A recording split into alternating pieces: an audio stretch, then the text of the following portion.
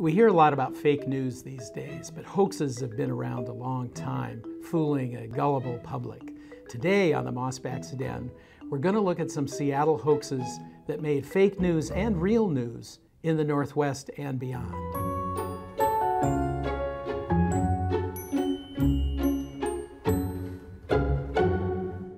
Hoax number one is an April Fool's Day classic gone wrong. On April 1st, 1989, the King TV comedy show Almost Live ran a fake news bulletin that the Space Needle had fallen over. Let's go to the videotape. We interrupt our regularly scheduled programming for the following special report. Good evening. Approximately 7 minutes ago at 6:53 p.m., the Space Needle collapsed. Information at this point is incomplete. We do know that injuries are minimal. Fortunately, the needle was nearly empty when the accident occurred. A maintenance man who was working on the lower level has apparently been taken to Harborview's emergency room for minor injuries. Structural damage to the surrounding buildings is extensive. Despite April 1st being on screen, viewers took the news bulletin from Almost Live's comics seriously.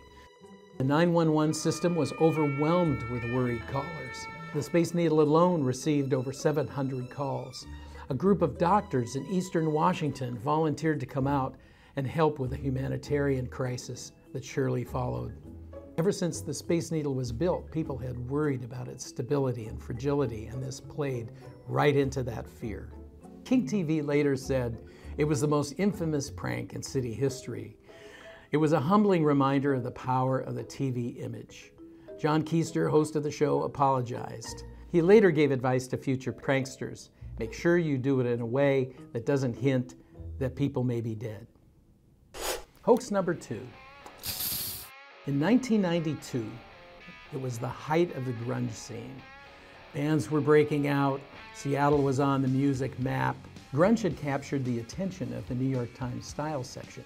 So they had a reporter call Seattle to find out if he could put together a lexicon of what grunge kids said, their secret counterculture language.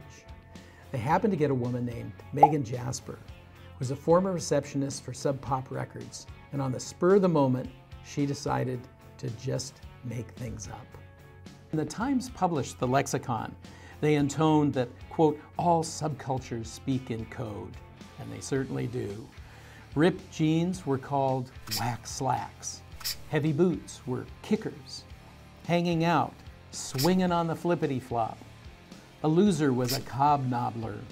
An uncool person was a lame stain. Months later, it was revealed that the lexicon was a hoax, made up on the spot, a prank on the lame stain media. And Megan Jasper, the prankster, she's now Sub Pop's CEO.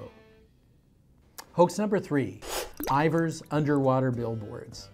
Seafood entrepreneur Ivor Haglund was a local celebrity, and he was famous for his promotions of his seafood restaurants. He bought the Smith Tower and put a fish windsock on top. One time when a train loaded with syrup overturned outside his restaurant, he was filmed dipping syrup onto flapjacks that he made on the spot. He sponsored the 4th of Julyver's fireworks displays. He died in 1985, but his reputation and his restaurants live on. In 2009, the Seattle Times reported that Ivor Haglund in the 1950s had planted a series of underwater billboards in Elliott Bay, anticipating the time when we would all be traveling by personal submarine. An expedition was launched to recover one of these signs, which was then hauled out of Elliott Bay and put on display. Finding the billboard was the equivalent of finding the King Tut's tomb of tomfoolery, a kind of buried treasure that was both ridiculous and classically Ivor. Much as many of us wanted to believe it, it turned out to be too good to be true. It was part of a promotional ad campaign for the Ivers restaurant chain. Seattle Times columnist Paul Dorpat had been in on the scheme and fooled another Seattle Times columnist into writing about it. Dorpat later explained that it was a good-hearted hoax. The hoax not only fooled people, it sold a lot of clam chowder. Sales quadrupled that September to 83,000 cups. Sometimes fake news pays.